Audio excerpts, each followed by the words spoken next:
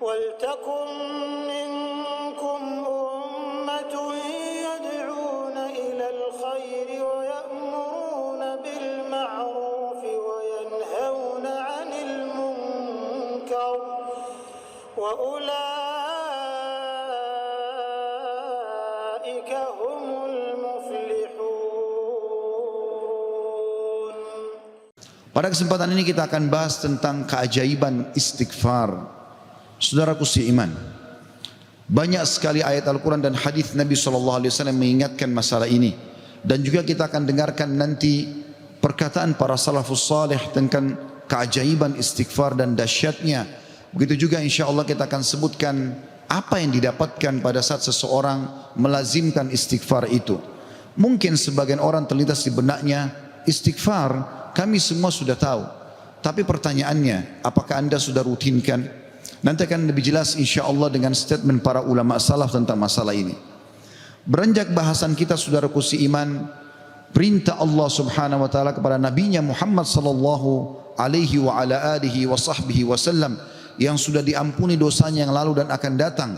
Allah berfirman, A'udzu billahi minasyaitonir rajim, dalam surah An-Nasr ayat 3, fasabbih bihamdi rabbika wastaghfir innahu kana ghaffara. Maka bertasbihlah engkau hai Muhammad dengan memuji Tuhanmu dan mohon ampunlah kepadanya. Padahal Nabi Muhammad SAW sudah diampuni dosa-dosanya yang lalu dan akan datang. Sesungguhnya Dia Allah adalah zat yang maha penerima taubat. Juga dalam ayat yang lain dalam surah Muhammad ayat 19 Allah memerintahkan Nabinya Muhammad SAW istighfar. A'udzu billahi minasyaitonir rajim wastaghfir li dzambik walil mu'minina wal mu'minat wallahu ya'lamu mutaqallabakum wa mathwaakum. Dan mohonlah ampun bagi dosamu hai Muhammad dan bagi dosa orang-orang beriman laki-laki dan orang beriman perempuan, dan Allah Maha mengetahui tempat kamu berusaha dan tempat tinggalmu. Juga baginda Nabi sallallahu alaihi wa ala alihi wa sahbihi wasallam bersabda, wallahi inni la astaghfirannallah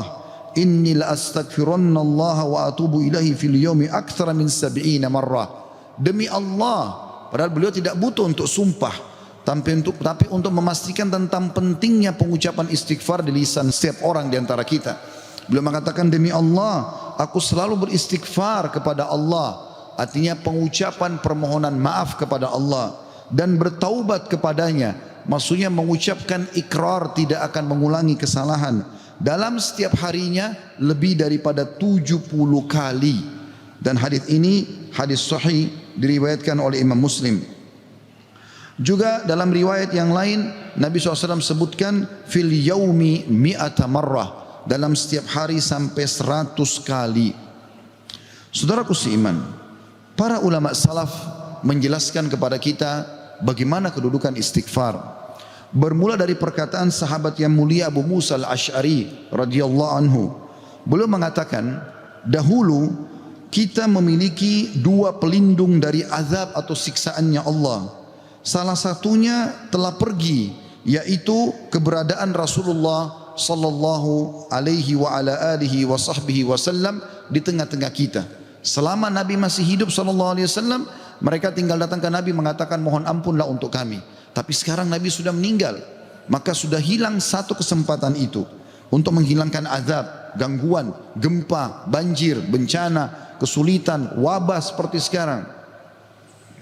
Dan tersisa satu, yaitu istighfar. Apabila ia juga telah pergi dari lisan seseorang di antara kita, maka niscaya kita binasa.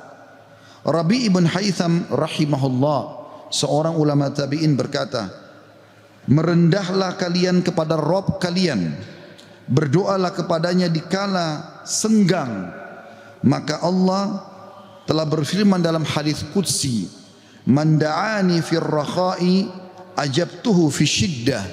Siapa yang memohon kepadaku pada saat dia senggang, aku akan penuhi kebutuhannya pada saat lagi sempit. Wa man sa'alani a'taitu, dan siapa yang memohon kepadaku pasti aku akan beri, kata Allah.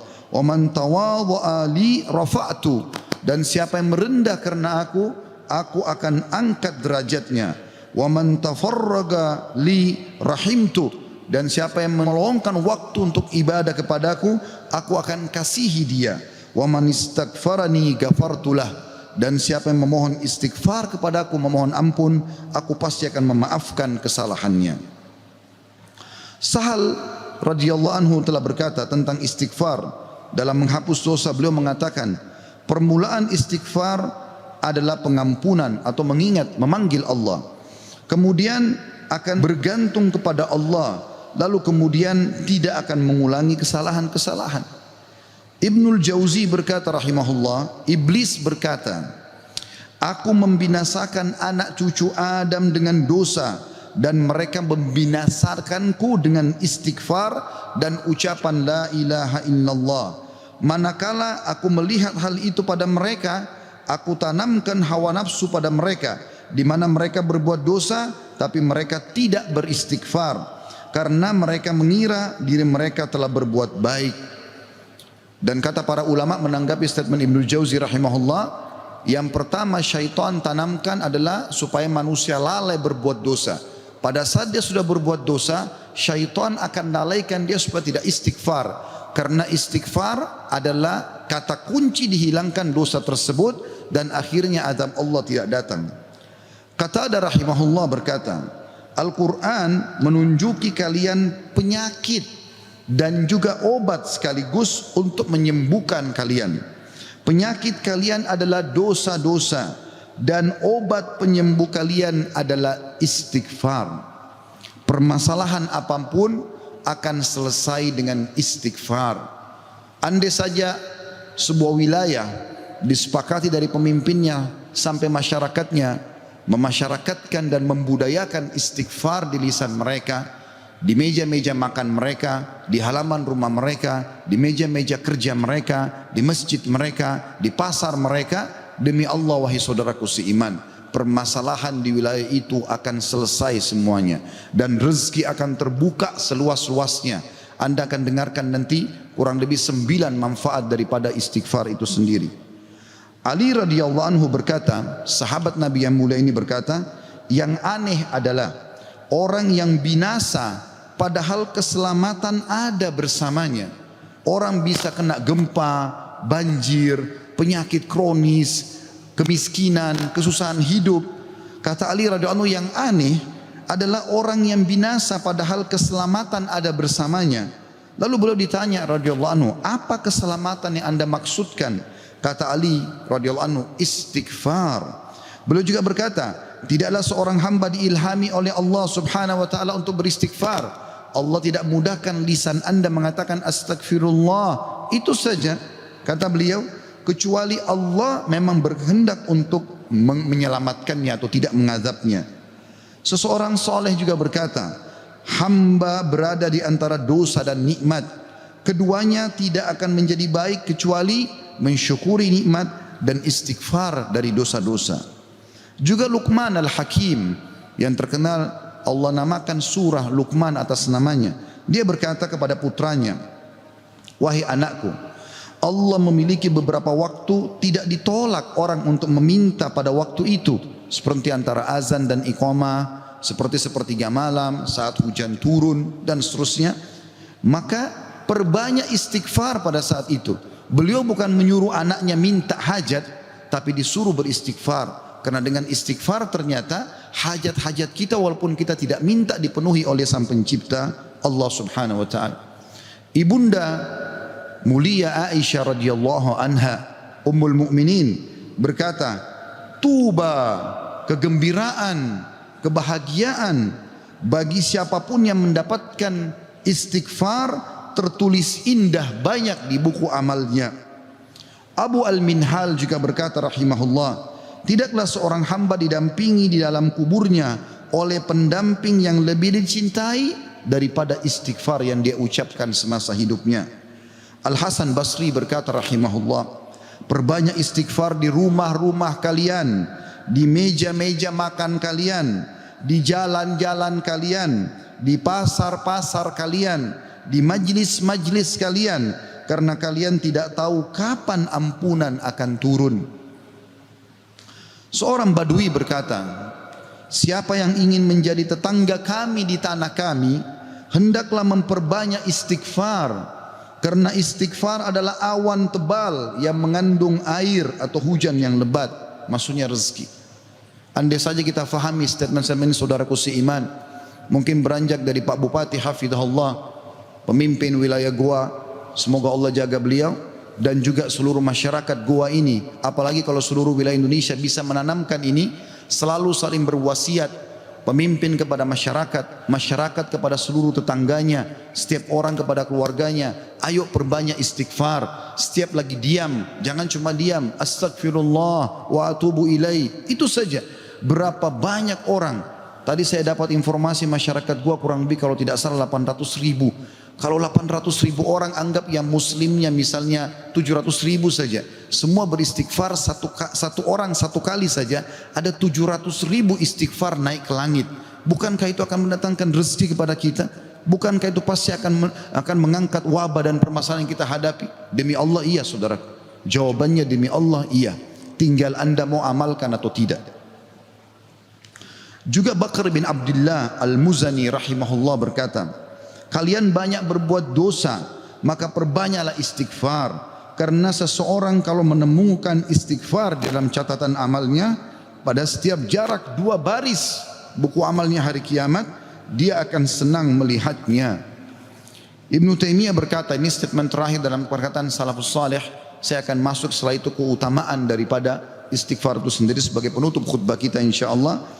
Ibnu Taimiyah berkata, fikiranku kadang-kadang terpaku kepada sebuah masalah yang sulit aku hadapi, enggak ada solusinya, maka aku beristighfar kepada Allah 1000 kali.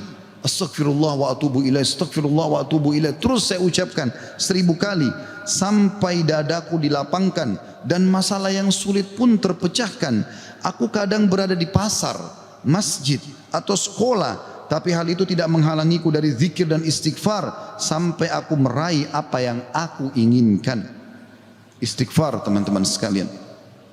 Baik, kira-kira orang yang bertanya, apa yang saya dapatkan kalau saya beristighfar? Yang pertama, akan dicatatkan pahala buat anda sendiri. Karena istighfar ucapan yang tidak butuh energi banyak, hanya lisan dan bibir kita yang tergerakkan, ya, suara sedikit saja, tidak ada energi yang besar. Itu adalah ibadah yang besar pahalanya. Allah subhanahu wa ta'ala memerintahkan kita dan memerintahkan juga Nabinya Muhammad sallallahu alaihi wasallam untuk beristighfar kepadanya. Allah berfirman di dalam surah Mu'min ayat 55, A'udzu billahi minasyaitonir rajim, fasbir inna wa'dallahi haqqun wastaghfir li dzambik wasabbih wastaghfir li dzambika wasabbih bihamdi rabbika bil ashi wal ibkar. Maka bersabarlah kamu, hai Muhammad dan pengikutmu, dalam melalui kehidupan dunia dengan segala macam cobaannya. Toh ada kehidupan akhirat yang akan abadi dengan nikmat. Karena sungguhnya janji Allah itu benar, tidak ada kedustaan. Salat, puasa, zakat, bakti sama orang tua, bersedekah, zikir, doa, apa saja kerjakan, semua akan kau dapatkan hasilnya. Dan mohonlah ampunan untuk dosamu hai Muhammad, dan pengikutmu juga perintahkan mereka lakukan itu. Dan bertasbihlah seraya memuji Tuhanmu pada waktu pagi atau pada waktu petang dan juga pagi hari. Kemudian juga Allah mengatakan dalam surah Al-Muzammil ayat 20, a'udzubillahi minasyaitonir rajim, wastaghfirullah innallaha ghafurur rahim. Dan mohonlah selalu ampunan kepada Allah, istighfar. Sesungguhnya Allah Maha Pengampun lagi Maha Penyayang. Dan yang terakhir ayat Al-Qur'an adalah Al-Imran 133. Tentu ayat banyak sekali tapi saya singkatkan di sini karena khutbah Jumat. A'udzu billahi minasyaitonir rajim. Wasari'u ila magfiratin min rabbikum wa jannatin arduhas samawati wal ardu iddat lil muttaqin. Dan bersegeralah kamu kepada ampunan dari Tuhanmu dan kepada surga yang luasnya seluas langit dan bumi yang disediakan untuk orang-orang beriman. Yang kedua saudaraku seiman, istighfar sebab utama datangnya rezeki. Allah menyebutkan dalam Al-Quran, ya, apa yang diucapkan oleh lisan nabinya yang mulia Nuh alaihissalam dalam surah Nuh ayat 10 sampai ayat 12. A'udzu billahi minasyaitonir rajim. Faqultu astaghfiru rabbakum innahu kana ghaffara yursilis sama 'alaikum midrara wa yumditkum bi amwalin wa banina wa yaj'al lakum jannatin wa yaj'al lakum anhara. Maka aku berkata kepada kaumku, ya Allah, kata Nabi Nuh, mohonlah ampun kepada Tuhan kalian.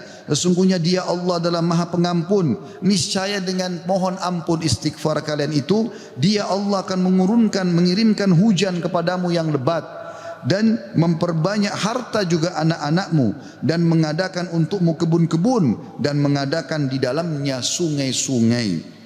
Juga dalam surah Hud ayat 52 Allah Subhanahu wa taala berfirman, A'udzu billahi minasyaitonir rajim.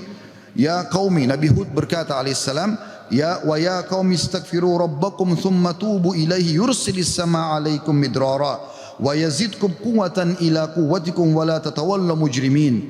Hai kaumku, kata Nabi Hud alaihissalam, banyaklah mohon ampunlah kepada Tuhan kalian dan bertobatlah kepadanya. Niscaya pasti dengan istighfar dan tobat kalian Dia menurunkan hujan yang sangat deras atasmu. Maksudnya subur. Hujan bukan mematikan tapi membawa berkah. Dan Dia akan menambahkan kekuatan kepada kekuatanmu. Fisikmu akan kuat, fikiranmu, jiwamu akan sehat. Dan janganlah kamu berpaling dengan berbuat dosa. Al-Qurtubi rahimahullah berkata tentang tafsir surah Hud ayat 52, di dalam ayat-ayat ini terdapat dalil bahwa istighfar digunakan untuk meminta rezeki dan hujan. Juga Ibnu Katsir berkata rahimahullah dalam tafsir beliau surah Hud ayat 25, jika kalian bertobat dan memohon ampunan kepada Allah serta kalian mentaatinya, niscaya Allah akan memperbanyak rezeki kalian, memberikan kalian minum dengan nikmat-nikmat langit, mengeluarkan untuk kalian nikmat-nikmat bumi, menumbuhkan untuk kalian tumbuh-tumbuhan, mengalirkan untuk kalian air, dan menjadikan untuk kalian kebun-kebun. Di dalamnya terdapat berbagai macam buah-buahan, dan Dia menyelingi di antara kebun-kebun tersebut sungai-sungai yang mengalir. Yang ketiga, saudaraku seiman, istighfar sebab masuk ke dalam surga. Sebagaimana kita sudah tahu bersama-sama, salah satu zikir pagi dan petang yang sangat dianjurkan adalah membaca Sayyidul Istighfar, tuannya istighfar, yaitu lafadznya sebagaimana dinukil dari Nabi SAW. Beliau mengatakan, Allahumma anta rabbi la ilaha illa anta khalaqtani wa ana abduka wa ana ala ahdika wa wa'dika mastata'tu a'udhu bika min syarri ma sana'tu abu'u laka bi ni'matika alayya wa abu'u bidzambi faghfirli fa innahu la yaghfiru dhunuba illa ant. Yang artinya, ya Allah, sungguhnya Engkau adalah Rabbku, penciptaku. Tidak ada Tuhan yang berhak disembah kecuali Engkau. Engkaulah yang telah menciptakanku dan aku adalah hambamu.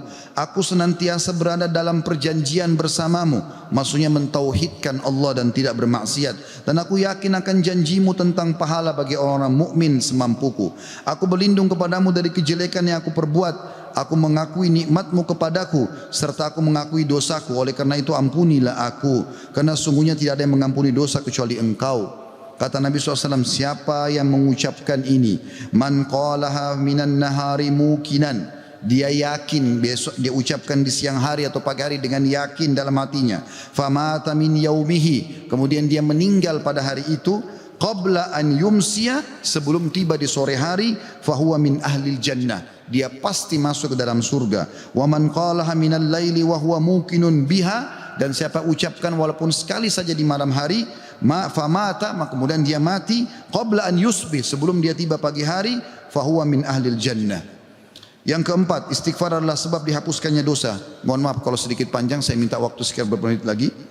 Kata ada berkata radhiyallahu rahimahullah, sesungguhnya Al-Quran menunjuki kalian tentang penyakit dan penyembuhannya, yaitu dosa adalah penyakit dan penyembuhannya adalah istighfar. Allah berfirman, A'udzu billahi minasyaitonir rajim, dalam surah Al-Imran 135, walladzina idza fa'alu fahishatan aw zalamu anfusahum dzakarullaha fastaghfaru lidzunubihim wa man yaghfiru dzunuba illallah wa lam yusirru ala ma fa'alu hum ya'lamun. Dan juga orang-orang yang apabila mengerjakan perbuatan keji dan menganiaya diri mereka, kalau mereka buat dosa, maka mereka ingat kepada Allah lalu mereka memohon ampun terhadap dosa-dosa mereka, dan siapa lagi yang dapat mengampuni dosa selain Allah, dan mereka terus mereka tidak meneruskan perbuatan dosa itu sedang mereka mengetahuinya. Kemudian teman-teman sekalian, selanjutnya adalah yang kelima, istighfar mencegah hukuman dari Allah Subhanahu wa taala.